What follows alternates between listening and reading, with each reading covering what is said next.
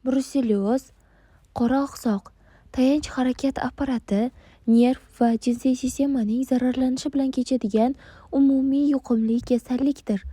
Bruselyoz qo'zg'atuvchisi brusellalar mayda 0,3–2,5 mikrometr kattalikdagi harakatsiz bakteriyalar bo'lib, tayoqchasimon shaklda spora hosil qilmaydi.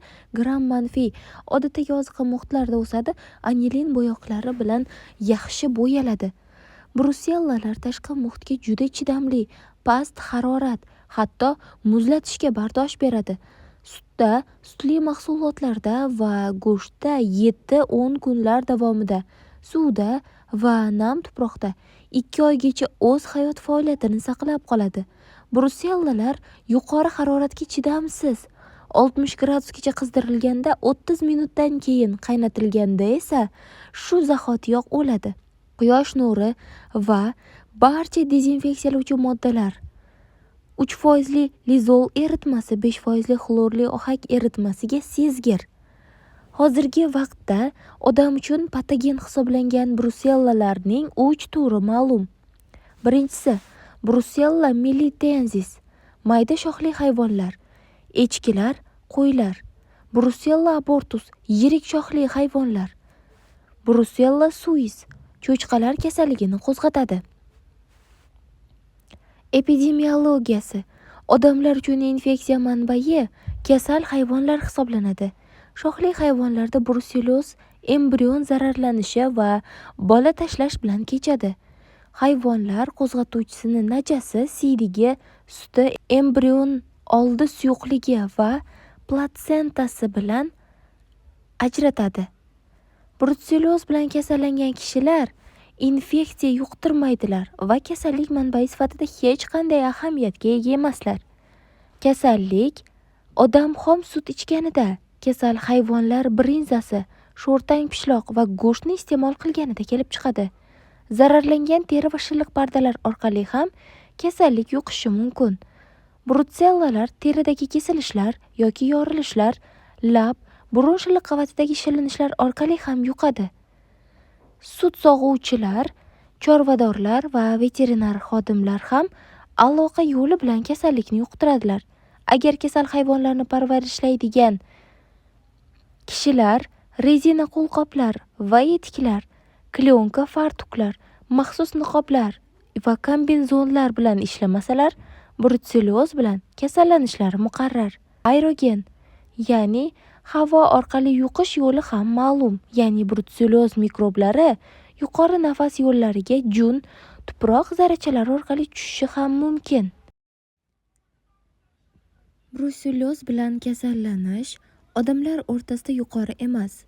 Kasallanish asosan hayvonlarning qo'zilash davrida ko'p uchraydi. Patogenezi va patologik anatomiyasi. Qo'zg'atuvchi organizmga hazm yo'llari, zararlangan teri yoki shilliq pardalar orqali kirib, limfatik va qon tomirlari orqali butun organizm bo'ylab jigar, taloq, ilik va boshqa a'zolarga tarqaladi. U yerda kilamchi o'choqlar paydo bo'ladi. Ular uzoq vaqt saqlanib turadigan bakteriyemiya o'choqlari hisoblanadi va organizmda allergik o'zgarishlar rivojlanishiga sabab bo'ladi. Natijada sinovial pardalar, bo'g'imlar xaltalarining shilliq qavatlari, fatsiyalar, paylar, qo'shiluvchi to'qima hamda mayda qon tomirlari zararlanadi. Bularning hammasi bemor organizmida umumiy klinik va patomorfologik o'zgarishlarni vujudga keltiradi. Kasallikdan o'lgan kishilar jigarini gistologik tekshirganda toksik o'zgarishlar aniqlanadi. Taloq odatda kattalashgan bo'lib, kasallikning boshida proliferatsiya kuzatiladi, keyinchalik fibroz rivojlanadi. Patomorfologik o'zgarishlar boshqa a'zo va to'qimalarda ham kuzatiladi.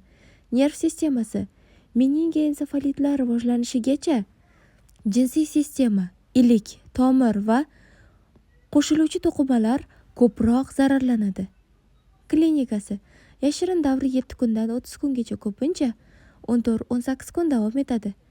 Kasallik klinikasi turli belgilar bilan namoyon bo'lishi mumkin. Kasallikning xarakterli klinik belgilari rivojlanishidan oldin prodromal davr, boshlanish davri kuzatiladi. Bu davrda umumiy holsizlik, ishtahaning pasayishi, uyquning buzilishi, bosh og'rig'i, ta'sirlanuvchanlik kuzatiladi. So'ngra bemorning tana harorati 3-7 kun ichida 38-39 gradusgacha ko'tariladi. Kasallik odatda asta-sekin, ammo 15-20% hollarda o'tkir boshlanadi. Bruselozda harorat egri chizig'i har xil bo'lishi mumkin. 1. To'lqinsimon Brusella melitensis qo'zg'atadigan bruselozga xos. 2. Remittirlovchi 3. Intermittirlovchi 4. Doimiy. Bunda ertalabki va kechki harorat oralig'i farqi o'rtacha 1 gradusni tashkil etadi. Oxirgisi juda kam uchraydi.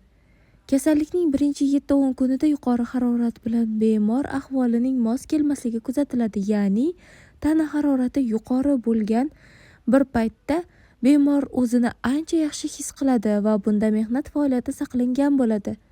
Bruselozning bu davri uchun bel va bo'yindagi og'riq xarakterlidir. Qayta va ko'p terlash bemorni holdan toydiradi. Chunki bu belgilar tana harorati normada bo'lgan taqdirda ham kuzatiladi. Kasallikning birinchi kunlari yuz terisi odatda qizargan bo'lib, keyinchalik oqaradi. Terida toshmalar kasallik boshlanishida kam uchraydi. Ba'zan raziola va petexiyalar shaklida oyoqlarda paydo bo'lishi mumkin. Kasallikning ikkinchi haftasi oxirida bruselozning barcha belgilari kuchli rivojlangan bo'ladi. Bu davrda tana harorati yuqori ko'tarilib, bemor juda ta'sirchan bo'lib qoladi. Ular ko'p terlaydi. Og'riqlar endi nafaqat belda, balki ayrim yirik bo'g'imlarda ham kuzatiladi. Ko'p bemorlarda qo'ltiq osti, chov va boshqa periferik limfatik tugunlar kattalashadi. Ular paypaslanganda ozroq og'riydi va o'zaro yoki teri bilan birikmagan bo'ladi. Jigar va taloq kattalashadi. Bo'g'imlardan ko'proq tizza, so'ng boldir panja, chanoq son, yelka, ba'zan tirsak bo'g'imlari zararlanadi. Zararlangan bo'g'imlar uzoq vaqt og'rib turadi va harakatlanganda og'riq kuchayadi. Zararlangan bo'g'im konfiguratsiyasi o'zgaradi, ya'ni uning yumshoq to'qimalarda shish va yallig'lanish jarayoni paydo bo'lishi tufayli ular silliqlashgan, yassilashgan ko'rinishga ega bo'ladi, ya'ni poliartrit. Bo'g'imlar ustidagi teri issiq bo'lib, och qizg'ish rangga kiradi. Paypaslab ko'rilganda bel, dumg'aza sohasida, bo'g'imlar atrofida, sonda, qovurg'alarda, o'mrov usti va osti ko'pincha mayda qattiq tugunlar va qo'shiluvchi to'qimaning qattiqlashganligi, ya'ni fibrozitlar va selulitlarni aniqlash mumkin. Bruselozning o'tkir davri 2-3 haftadan 3 oygacha davom etadi. Agar bemor erta va samarali davolansa, kasallik o'tkir davrida sog'ayish bilan tugashi mumkin. Davolash o'tkazilmagan taqdirda kasallik o'tkir davrdan surunkali davrga o'tishi mumkin. Kasallikning bu davrida tayanch harakat sistemasidan tashqari nerv sistemasida ham patologik belgilar qayd etiladi. Bemor ta'sirchan bo'lib qoladi, ko'p yig'laydi, injiqlanadi. Bundan tashqari jinsiy a'zolar zararlanishi mumkin, ya'ni erkaklarda orxidlar va epididimitlar, ayollarda ooforitlar, ya'ni tuxumdon yallig'lanishi, endometritlar, hayz ko'rish davrining buzilishi va homilador ayollarda esa bola tashlashlar aniqlanadi. Jigar va taloq uzoq vaqtgacha kattalashgan holda qoladi. Kasallikning bu davri 2-3 oy davom etadi. Surunkali brutselyoz retsidivlar shaklida yoki tayanch harakat sistemasining turg'un buzilishlari shaklida kechishi mumkin. Jigar va taloq kattalashgan, qattiqlashgan holda aniqlanadi.